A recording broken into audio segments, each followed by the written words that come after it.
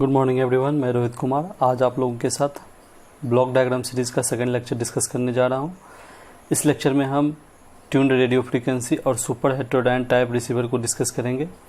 Last lecture में हमने देखा बेसिक से कम्युनिकेशन सिस्टम का block diagram both wired and wireless cases में, और AM एंड FM का ट्रांसमीटर का ब्लॉक डायग्राम को भी समझा। तो आइए शुरू करते हैं ब्लॉक डायग्राम का सेकेंड लेक्चर। यहाँ सबसे हम यहाँ पर देखने वाले हैं रिसीवर के बारे में। तो दो तरह का रिसीवर होता है, एक होता है ट्यून्ड रेडियो फ्रीक्वेंसी जिसको हम शॉर्ट में लिखते हैं TRF, और दूसरा होता है सुपर हेटेरोडाइन रिसीवर जिसको लिखते हैं SHD। दोनों AM और FM tuned TRF receiver possible है, AM और FM SHD रिसीवर भी पॉसिबल है। अगर हम इसके लिए कुछ स्टैंडर्ड्स हैं, अगर हम FCC की बात करें तो फेडरेशन, FCC का फुल फॉर्म होता है फेडरेशन ऑफ कम्युनिकेशन कमिटी। उसके अनुसार जो AM का रेंज होता है वो 550 से 1650 किलोहर्ट्ज़ तक होता है, और FM का होता है 88 से 108 मेगाहर्ट्ज़। IF वैल्यू होता है 455 किलोहर्ट्ज़ AM के लिए, और FM के लिए होता है IF वैल्यू 10.7 मेगाहर्ट्ज़। उसी तरह बैंडविड्थ होता है AM के लिए 10 किलोहर्ट्ज़ और FM के लिए होता है 200 किलोहर्ट्ज़। ये फिक्स वैल्यू है। अगर आपको कहीं न्यूमेरिकल में अगर इसका वैल्यू चेंज नहीं किया गया तो आपको बाय डिफ़ॉल्ट यही मानना है। ये FCC द्वारा फिक्स वैल्यू है कि AM का बैंड विड्थ 10 किलोहर्ट्ज़ डी होगा, IF 45 किलोमीटर है। उसी तरह FM का 10.7 मेगाहर्ट्ज़ डी होगा, बैंडविड्थ 200 किलोहर्ट्ज़ डी होगा। ठीक है, आइए हम अब सबसे पहले देखते हैं TRF रिसीवर के बारे में, ट्यून्ड रेडियो फ्रीक्वेंसी के बारे में। यहाँ 3 स्टेज का RF यूज किया गया है। यहाँ आप सिंगल स्टेज भी RF यूज़ कर सकते हैं। ठीक है, ये RF एम्पलीफायर सबसे पहले एंटीना से हम सिग्नल जो ट्रांसमिट किए थे AM में वो रिसीव किए। यहाँ RF एम्पलीफायर यूज़ करेंगे इसको हम कहते हैं ट्यून्ड एम्पलीफायर, या रेडियो। RF का फुल फॉर्म है रेडियो फ्रीक्वेंसी एम्पलीफायर या ट्यून्ड एम्पलीफायर। RF यहाँ यूज हो रहा है प्रॉपर सेलेक्टिविटी के लिए। किसी भी रिसीवर के लिए, अच्छा रिसीवर बनने के लिए 3 मेन कैरेक्टरिस्टिक, 3 पैरामीटर रहता है जिस पे उसको तोल के हम बताते हैं कि हाँ अच्छा रिसीवर है या नहीं है। पहला होता है सेलेक्टिविटी, जो बताता है कि अगर हम ट्रांसमिट किए वो रिसीव करने के बाद कितना इफेक्टिवली जो हमको नहीं चाहिए उस फ्रीक्वेंसी उसको रिजेक्ट कर रहा है। सपोज हमको इतना से इतना फ्रीक्वेंसी बैंड चाहिए तो इतना से इतना सेलेक्ट करो, और जो नहीं चाहिए वो कितनी अच्छे से रिजेक्ट कर रहा है वो बताता है सेलेक्टिविटी।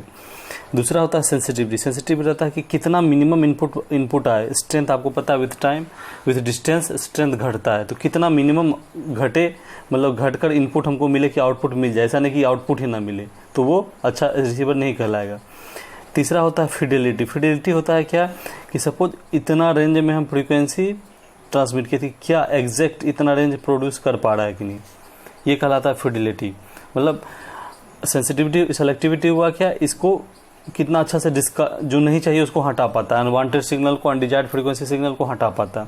और फिडेलिटी क्या हुआ कि जितना चाहिए उतना रिप्रोड्यूस कर पा रहा है कि नहीं रिसीवर साइड में, जितना हम ट्रांसमिट किए रिसीवर में उतना रिप्रोड्यूस कर पा रहा है। और सेंसिटिविटी होता है कि हमको विथ डिस्टेंस जो स्ट्रेंथ इसका घटता है तो कितना स्ट्रेंथ हमको मिले कि लाउड स्पीकर हमको आउटपुट ऑपरेट हो सके।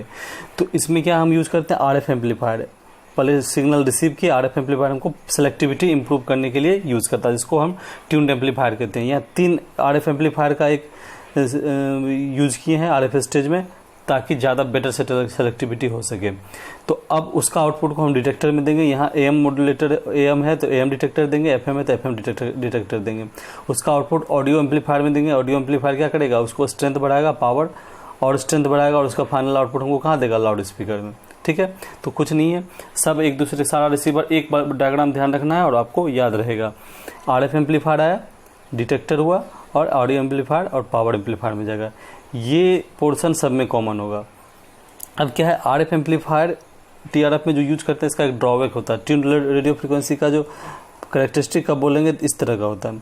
ठीक है, तो हमको ना इतना स्टिफनेस नहीं ला पाते हैं। स्टिफनेस ये इस तरह का, मतलब जितना ज़्यादा ये स्टिफ होगा उतना ज़्यादा फ्रीक्वेंसी को रखेगा और बाकी को रिजेक्ट करेगा। तो इतना ज़्यादा स्टिफनेस, मतलब इतना ज़्यादा क्या कह सकते हैं, शार्पनेस नहीं ला पाते हैं। तो इससे क्या होता है, इतना ज़्यादा शार्पनेस लाने के लिए हमको क्यू फैक्टर को ज़्यादा करना पड़ता है। क्यू फैक्टर हम ज़्यादा नहीं कर पाते हैं, क्योंकि क्यू फैक्टर से बढ़ाने या घटाने के लिए हमको कंपोनेंट चेंज करना पड़ेगा, और उसके लिए क्यू फैक्टर हमारा 100 से 200 ही होता है। 200 मैक्सिमम क्यू फैक्टर हम अटेंड करने पाते हैं, जिसके कारण हमको क्या है सिग्नल लॉस्ट हो जाता है इसमें।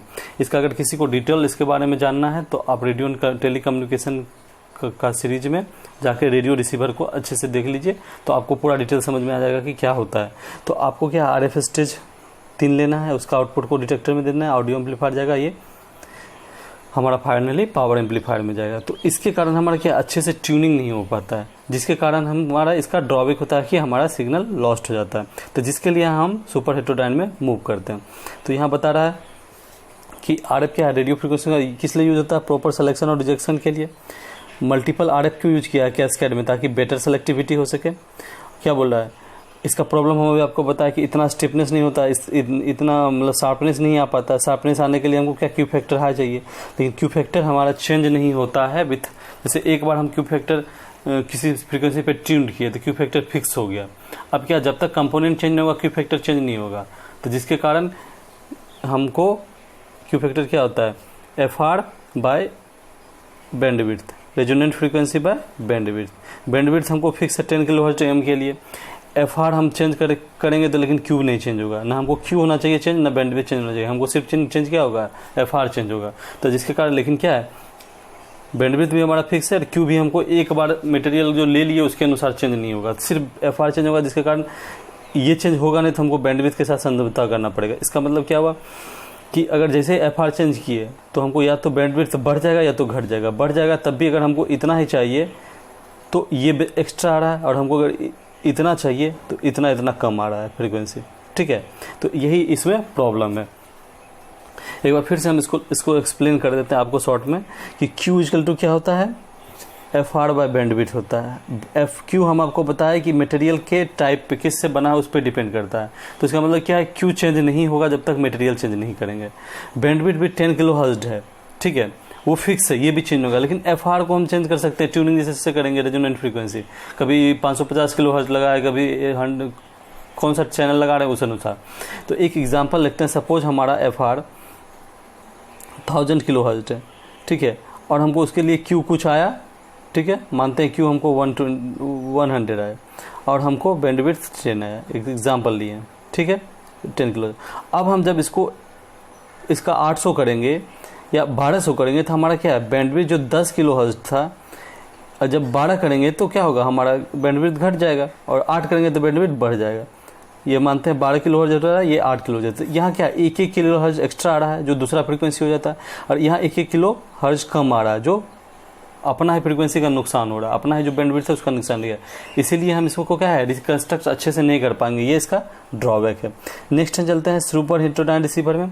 तो जो उसका ड्रॉबैक है उसको हम मिक्सर और IF एम्पलीफायर से पूरा करने की कोशिश करते हैं। बाकी डायग्राम पूरा सेम में, रिसीवर रिसीव किया, एम्पलीफायर ये कहीं भी लगा सकते हैं, डिमोडुलेटर यूज किए, AF एम्पलीफायर यूज करिए, finally power amplifier out, same diagram है, बस 2 चेंज आता है, मिक्सर और IF एम्पलीफायर। मिक्सर क्या करता है कि डाउन कन्वर्जन करता है यहाँ पर, ठीक है। मिक्सर यहाँ किस लिए यूटिलाइज हुआ है, डाउन कन्वर्जन के लिए। मिक्सर का जो आउटपुट होगा वो हमेशा IF फ्रीक्वेंसी होगा। IF फ्रीक्वेंसी आपको पता है फिक्स होगा, तो मतलब एम्पलीफायर हमको कुछ भी दो, मिक्सर का एक इनपुट तो होगा ये रिसीवर सिग्नल, और दूसरा यहाँ होगा लोकल ऑसिलेटर, ठीक है। लोकल ऑसिलेटर से हमको क्या FL लोकल ऑसिलेटर का जनरेट होगा। तो आप कुछ भी दे तो यहाँ पर क्या आउटपुट ही देगा, 455 किलोहर्ट्ज AM के केस में, 10.7 मेगाहर्ट्ज FM के केस में। तो इससे क्या हुआ, वो हमारा जो एक चैनल सेलेक्ट करने का था वो प्रॉब्लम दूर हो गया। हमको क्या IF एम्पलीफायर हमेशा किसको मिलेगा, उसको 455 या 10.7 किलोहर्ट्ज मिलेगा। लेकिन इससे एक प्रॉब्लम आता है इमेज फ्रीक्वेंसी का, जिसके बारे में अगर आपको इसको भी देखना है तो आप रेडियो रिसीवर का चैनल में जाकर देख सकते हैं। इमेज फ्रीक्वेंसी का प्रॉब्लम आता है, जिसके कारण हम मूव करते हैं इसका इन्हांस्ड वर्जन में। तो हम सबसे पहले क्या ध्यान रखेंगे कि TRF में एक रिसीवर होता है, रिसीव सिग्नल रिसीव किया, उसको RF स्टेज में देंगे, फिर उसको डिमोडुलेटर में देंगे, फिर AF एम्पलीफायर, फिर पावर में, फिर आउटपुट। अब उसमें जो प्रॉब्लम होता है RF एम्पलीफायर के लिए होता है, तो उसको रिमूव करने के लिए क्या हम मिक्सर और IF एम्पलीफायर लगाते हैं। तो सिर्फ उसको हटा के ये दोनों लगाना है, आपका TRF बन गया, ठीक है। इसे आपको ध्यान में रहेगा किस तरह से बनता है। इसका प्रॉब्लम इमेज फ्रीक्वेंसी होता है, तो इसको हटाने के लिए हम क्या करते हैं, इन्हांस्ड सुपर हेटेरोडाइन लाते हैं रिसीवर। तो इन्हांस्ड क्या, उन दोनों का कॉम्बिनेशन। ट्यून से प्रॉब्लम होता है या RF से प्रॉब्लम हो रहा था, तो हम मिक्सर और ऑडियो एम्पलीफायर, यहाँ सॉरी ये है AF amplifier, audio frequency amplifier, ठीक है। तो ट्यून से प्रॉब्लम हो रहा था RF एम्पलीफायर से, तो हम ये दोनों लाए। अब सुपर में क्या, इन तीनों को जोड़ देंगे, बाकी सब सेम रहेगा। एम्पलीफायर, डिमोडुलेटर, एफएम एम्पलीफायर और पावर एम्पलीफायर। बाकी सारा चीज़ सेम रहेगा, बस क्या किए हैं, पहला में ट्यून्ड रिसीवर लिए, दूसरा मिक्सर प्लस एएफ लिए, और इसमें क्या किए हम मिक्सर ट्यून्ड और मिक्सर और एएफ को लगा दिए। बाकी सब उसी तरह सिग्नल रिसीव करेगा, एम्पलीफायर रहेगा, फिर डिमोडुलेटर यूज होगा, एएफ एम्पलीफायर रहेगा और पावर एम्पलीफायर रहेगा। ठीक है, आई थिंक क्लियर होगा इनहांस्ड वर्जन भी। अब हम एफएम रिसीवर का बात हैं। एएम रिसीवर में कोई सिंपल था, क्योंकि हमको उसमें उसका सिग्नल जो एएम होता है वो सिर्फ low signal, low quality signal या कह सकते हैं, जिसका लो क्वालिटी नहीं कह सकते, वो सिग्नल जो लो फ्रीक्वेंसी में प्रेजेंट होता है वो सिग्नल को ट्रांसमिट करने के लिए काम आता है। लेकिन एफएम ऐसा है जो उसको हाई फ्रीक्वेंसी सिग्नल को भी ट्रांसमिट करने का काम करते हैं। तो इसके क्या है, जैसे जैसे फ्रीक्वेंसी बढ़ता है हमारा क्या है, उसका उधर सिग्नल का स्ट्रेंथ घटता है और नॉइज का स्ट्रेंथ बढ़ता है। ये फ्रीक्वेंसी अगर हमारा सिग्नल का कर्व है तो नॉइज का कर्व इस तरह से होगा। यहाँ मतलब जहाँ 0 पर मैक्सिमम नॉइज होगा, मिनिमम नॉइज होगा, जैसे जैसे इधर बढ़ेंगे फ्रीक्वेंसी बढ़ेगा, नॉइज बढ़ते जाएगा। यहाँ क्या लेकिन सिग्नल स्ट्रेंथ क्या है, 0 के अराउंड मैक्सिमम होगा, और जैसे जैसे फ्रीक्वेंसी बढ़ाएंगे सिग्नल स्ट्रेंथ कमेगा। तो क्या है, सिग्नल टू नॉइज, नॉइज ज़्यादा होता जा रहा है, सिग्नल कमता जा रहा है, तो उससे क्या, उससे इफेक्ट पड़ता है। इसके लिए हम प्री एम्फेसिस और डी एम्फेसिस सर्किट यूज करते हैं। प्री एम्फेसिस हम एफएम के ट्रांसमीटर सेक्शन में यूज करते हैं, डी एम्फेसिस हम क्या करते हैं, रिसीवर सेक्शन में यूज करते हैं। प्री एम्फेसिस हम बिफोर मॉड्यूलेटर यूज करते हैं और D emphasis after modulator use करते हैं। एफएम रिसीवर भी आपको किसी को देखना है तो रेडियो रिसीवर में आपको अच्छे उसको पूरा डिटेल में एक्सप्लेन किया गया है। तो ये इनपुट लिए हम, यहाँ से रिसीवर रिसीव किया सिग्नल, इसका आउटपुट को हम क्या दिए, एम्पलीफायर में। एम्पलीफायर का आउटपुट उसी तरह ट्यून्ड एम्पलीफायर, मिक्सर और आईएफ एम्पलीफायर, यही इन्हांस्ड वाला तीनों रहेगा। उसके बाद देखिए यहाँ पर एम्पलीट्यूड लिमिटर का एक एक्स्ट्रा यूज करते हैं, एफएम डिमोडुलेटर, उसके बाद डी सर्किट। एक एम्पलीट्यूड लिमिटर इसलिए यूज करते हैं क्योंकि एफएम में जो नॉइज ऐड होगा उसको हम लिमिट कर सकें, कम कर सकें, क्लिप कर सकें। ठीक है, एएम में नहीं यूज कर सकते क्योंकि एएम में तो हमारा मैसेज ही एम्पलीट्यूड में और नॉइज भी एम्पलीट्यूड में, तो अगर क्लिप करेंगे तो नॉइज के साथ साथ मैसेज भी चला जाएगा। लेकिन इसमें क्या, नॉइज फ्रीक्वेंसी, नॉइज एम्पलीट्यूड में और हमारा मैसेज फ्रीक्वेंसी में, तो अगर नॉइज को क्लिप करना है तो एम्पलीट्यूड लिमिटर से एम्पलीट्यूड को क्लिप करके हम नॉइज कम कर सकते हैं। तो इसलिए एम्पलीट्यूड लिमिटर करते हैं ताकि नॉइज और घट जाए। फिर एफएम डिमोडुलेटर, फिर अभी आपको बताया pre emphasis D emphasis circuit, तो इसलिए डी सर्किट। उसके बाद ये दोनों सिम है, एएफ एम्पलीफायर और पावर एम्पलीफायर, और इस तरह से फाइनली आउटपुट। क्लियर है? तो हम फिर से एक बार आपको रिवाइज करते हैं, ध्यान में रखिए कि सबसे पहले हम टीआरएफ रिसीवर देखेंगे। टीआरएफ रिसीवर में क्या होता है, रिसीव किए सिग्नल हम आरएफ या ट्यून्ड एम्पलीफायर में दिए, उसका आउटपुट हम किसको दिए, डिमोडुलेटर में दिए, फिर एएफ एम्पलीफायर में दिए, फिर फाइनली पावर एम्पलीफायर में दिए। इसका प्रॉब्लम हमको आरएफ के लिए आ रहा था, तो आरएफ को हटा के हम क्या लगाएंगे, एक मिक्सर और आईएफ एम्पलीफायर। तो मिक्सर और आईएफ एम्पलीफायर लगाएंगे और फिर उसके बाद सब सेम डिमोडुलेटर आएगा आपका ब्लॉक, फिर उसके बाद एएफ, फिर पावर एम्पलीफायर। मिक्सर और एएफ के कारण हमको प्रॉब्लम क्या आ रहा था कि हमको इमेज फ्रीक्वेंसी राइज हो रहा था। इस अब क्या किए, हम दोनों का combination TRF heterodyne super heterodyne लगा के कॉम्बिनेशन लगा के इनहांस सुपर हेटेरोडाइन बनाया। उसमें क्या किए, पहले इनपुट लिए, रिसीवर से रिसीव किया सिग्नल, हम फिर क्या लगाएंगे, रेडियो फ्रीक्वेंसी या ट्यून्ड एम्पलीफायर, फिर मिक्सर, फिर आपको आईएफ एम्पलीफायर, फिर हमको डिमोडुलेटर, फिर आपका एएफ एम्पलीफायर और पावर एम्पलीफायर। फिर उसके बाद उसका एफएम रिसीवर में हम जब बनाएंगे उसी का, तो हमको एक एम्पलीट्यूड लिमिटर जो हम लगाएंगे एफएम मॉड्यूलेटर से, डिमोडुलेटर से पहले, और डीई सर्किट है जो लगाएंगे एफएम डिमोडुलेटर के बाद। बाकी सारा जो इन्हांस्ड का था वही यूटिलाइज होगा।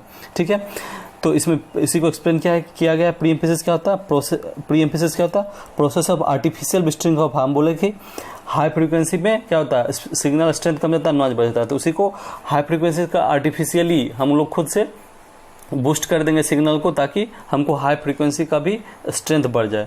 डी एम्फेसिस क्या होता है कि हमको एटोनिएट करेंगे, जिसको हम बढ़ाए तो उसको उतना कम भी तो करना पड़ेगा रिसीव में, तब तो ओरिजिनल सिग्नल मिलेगा। ठीक है, एम्पलीट्यूड लिमिटर हम बता दिए क्योंकि नॉइज सिग्नल को क्लिप करने के लिए यूज होता है, और एम में यूज नहीं होता क्योंकि हम वहाँ पर एम्पलीट्यूड में ही मैसेज भी स्टोर करते हैं। ठीक है, thanks for watching, that's all for today. Hope आपको ये लेक्चर अच्छे से समझ में आ गया होगा। स्टिल अगर किसी को माइन्यूट डाउट भी हो तो आप कमेंट बॉक्स में अपना क्वेश्चन पूछकर अपना डाउट क्लियर कर सकते हैं। आपको एक बार फिर सजेशन देते हैं कि अगर आपको किसी को डिटेल में पढ़ना है तो आप रेडियो एंड टेलीकम्युनिकेशन का सीरीज में जाकर रेडियो रिसीवर पार्ट का सारा वीडियो देख लीजिए, जिससे आपको इसका पूरा डिटेल समझ में आएगा। ठीक है, तो thanks for watching, stay healthy, stay safe and keep learning. Bye bye.